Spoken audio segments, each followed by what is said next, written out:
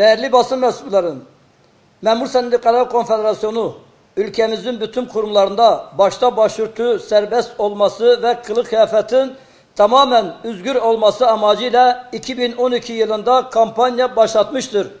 Bu kampanyanın adı sivil itaatsizliktir. Bu kampanyada sonra ülkemiz ve başta Milli Eğitim Bakanlığı ve Sağlık Bakanlığı olmak üzere başörtülü çalışmaktadırlar.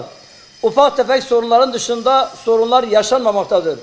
Ülkemizin dört bir yanında bayanlar başörtülü olarak çalışmaktadırlar.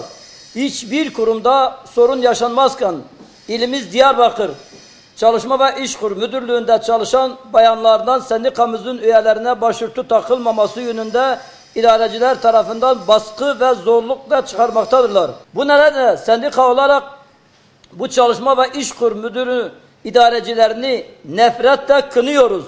Bilindiği gibi Kurtuluş Savaşı'nda Fransızlar Kahramanmaraş'ta bacımızın başörtüsüne el attıkları için Sütçü İmam Kahramanmaraş halkına cuma namazını kıldırmamıştır.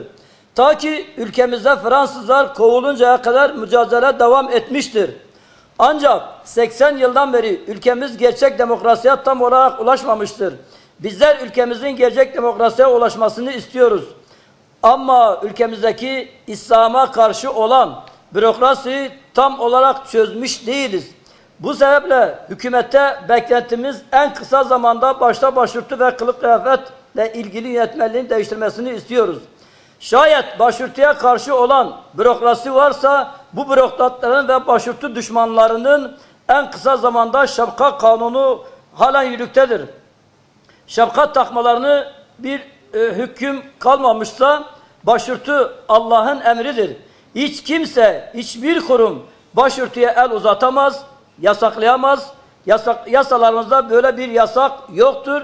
Çalışma ve İşkur İl Müdürlüğü olmak üzere tüm kamu kurum ve kuruluşlarında Allah'ın emri olan başörtüye el uzatılmaması temennisiyle basına ve kamuoyuna ilanen duyurulur.